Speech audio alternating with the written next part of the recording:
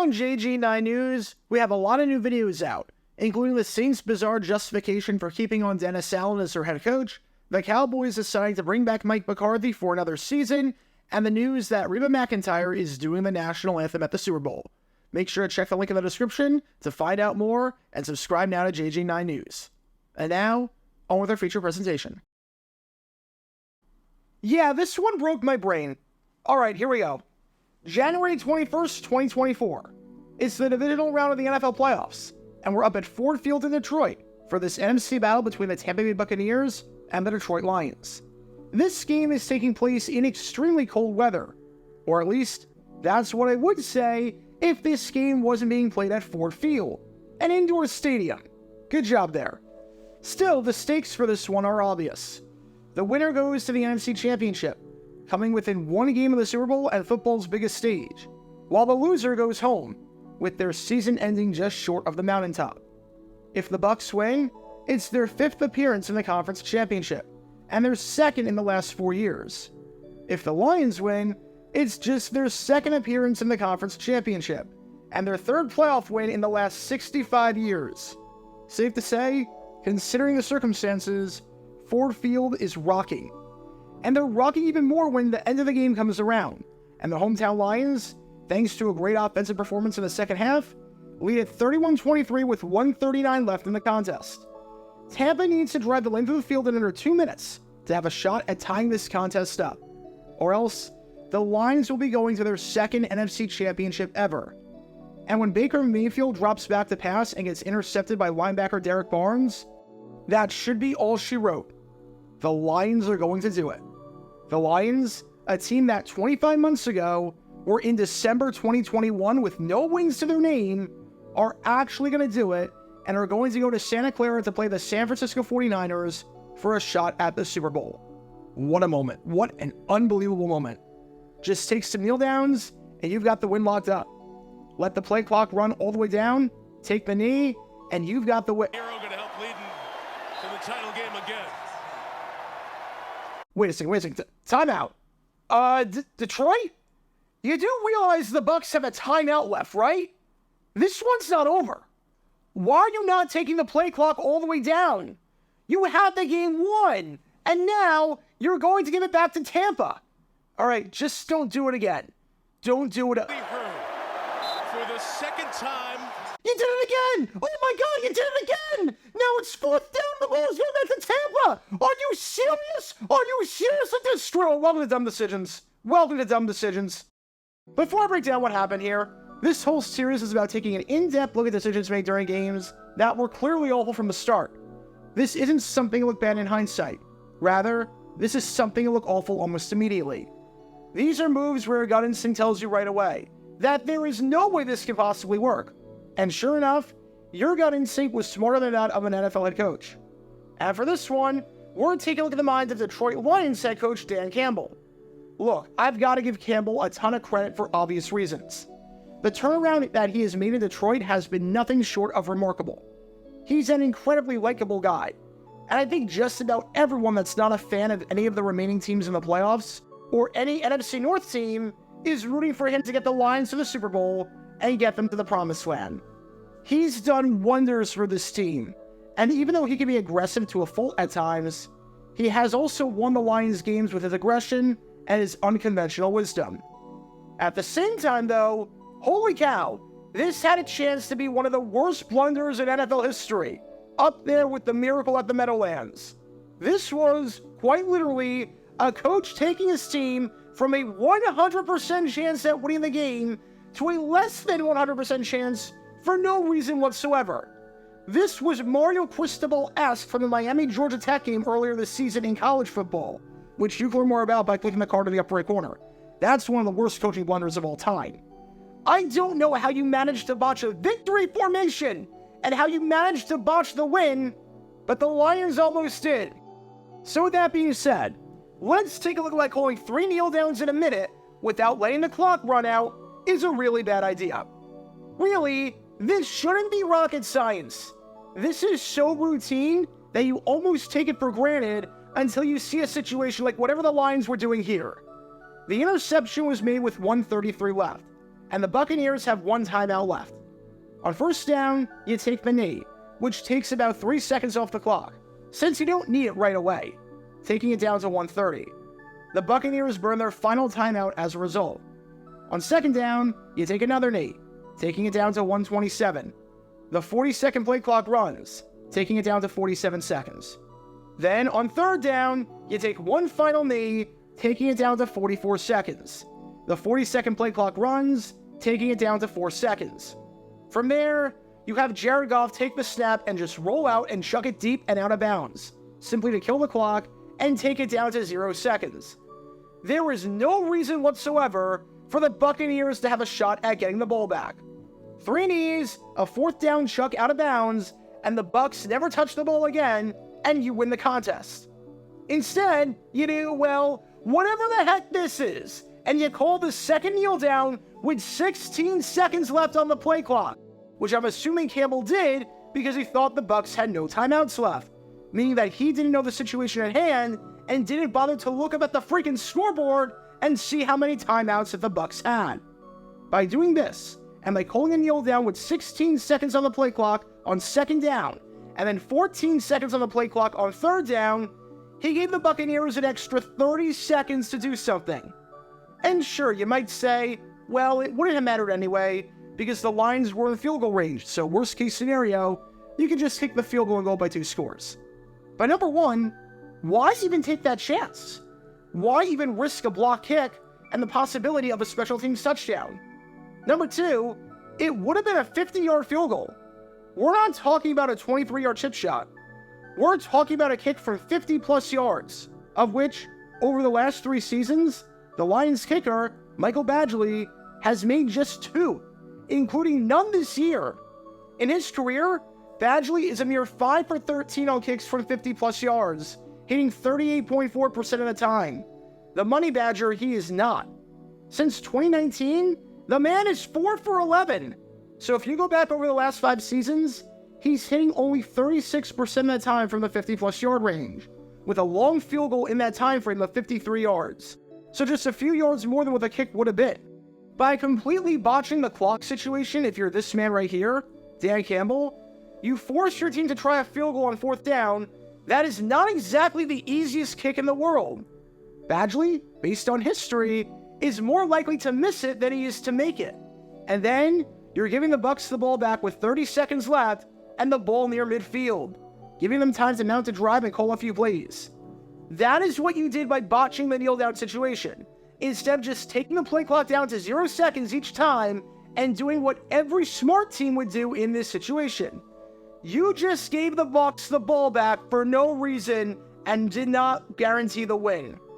And what's crazy is that Campbell was atrocious all game at managing the clock. Honestly, and I can't believe I'm saying this, the Lions won this game in spite of Campbell, because his clock management was abysmal. Take this moment in the game right here. It's 24-17 Lions, and if you're Detroit, you've got the ball at the 13-yard line. So barring a turnover, you're going to go up by 2 scores. At this point, if you're Detroit, obviously you want to score. You want to get a touchdown. But you want to churn as much clock as possible so that when you go up by 2 scores, the Bucs have as little time as possible to mount 2 drives. I'm not saying do nothing but runs.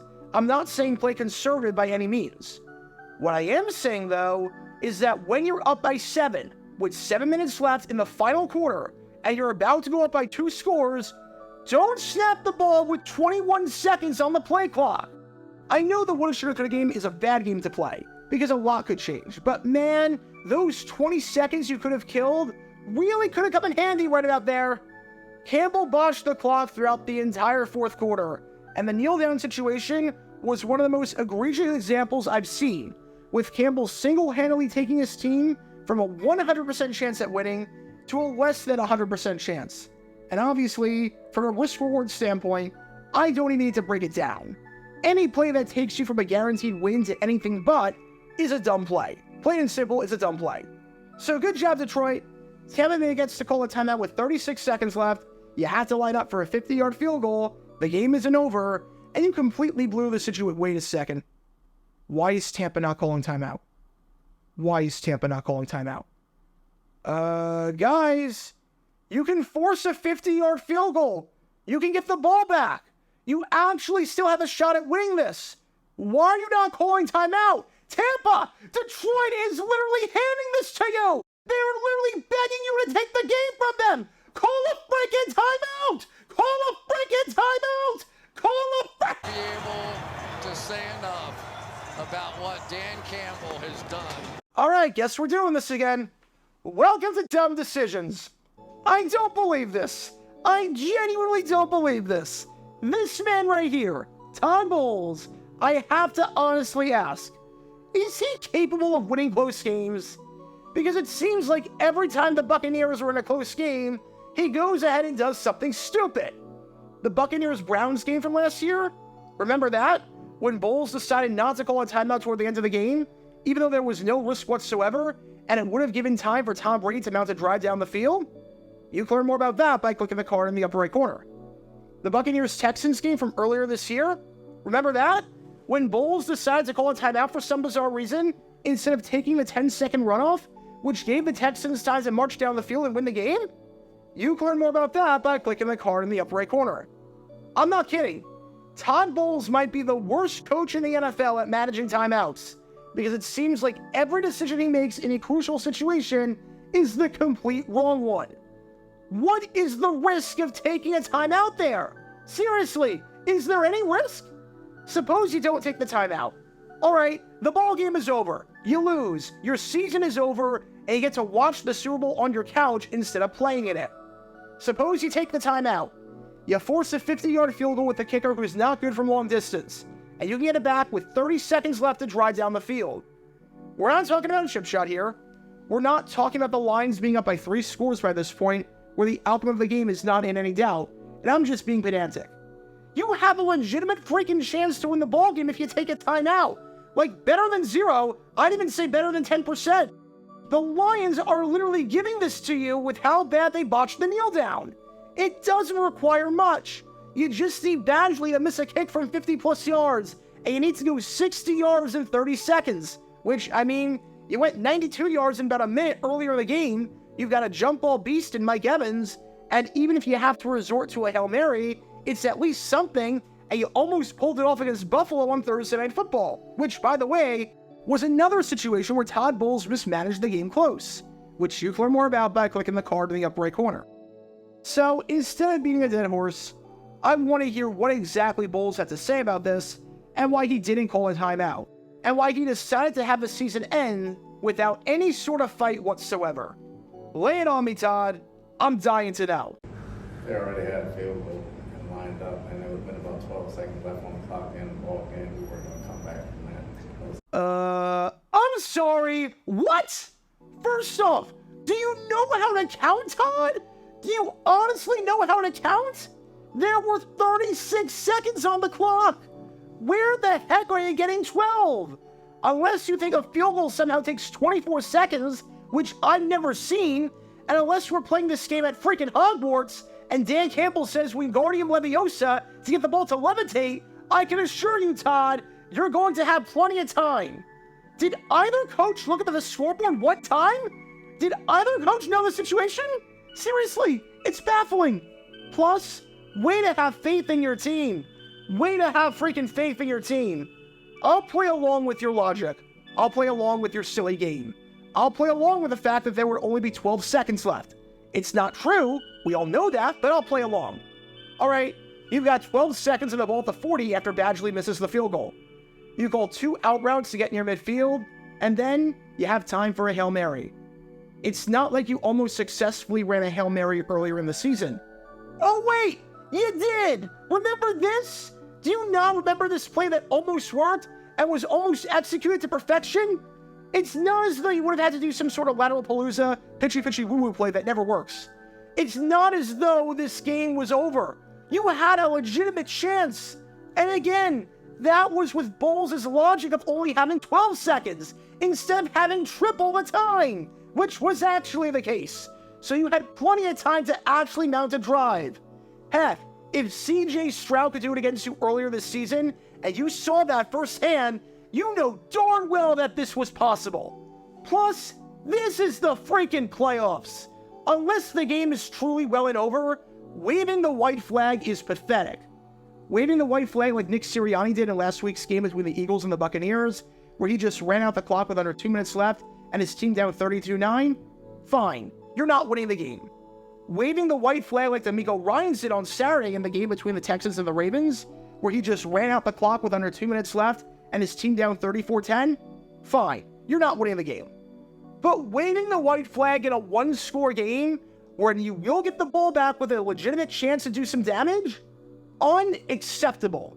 Some of the most pathetic and cowardly coaching I've ever seen.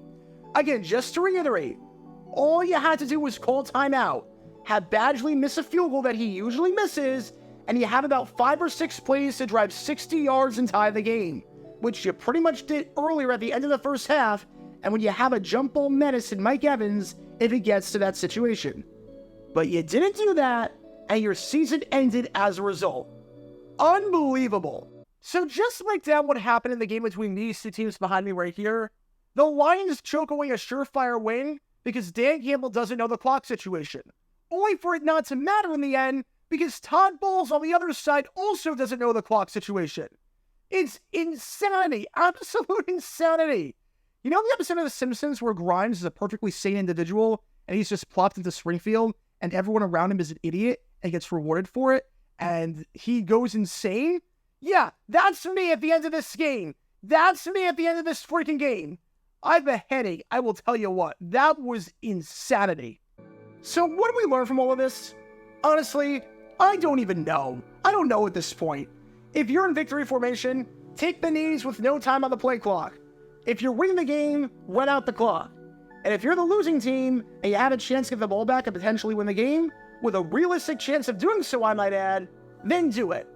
Either way, if you're going to make a deep run in the playoffs, you've got to know the situation at hand from a clock, a timeout, and a field position standpoint. I would say my typical, you can't be surprised when this play backfires line, but honestly, it didn't even backfire for Dan Campbell because Todd Bowles was just as stupid and oblivious, if not more so. So I don't even know what to say here except for this. Talk about a double dumb decision. Get your official Jaguar Gear 9 merchandise by going to jj9shop.com and be sure to like and subscribe, as it really helps the channel out a lot. Join me every Wednesday night where we'll play NFL Trivia for cash prizes at 9 p.m. Eastern over on Twitch. To learn more about the history of college football, subscribe to Jaguar Gator 8. To learn more about the history of Major League Baseball, subscribe to Jaguar Gator 7. Also, special thanks to all of our Patreon supporters for helping out the channel. Your support is greatly appreciated. See how you can become a patron and request future video topics in the description below.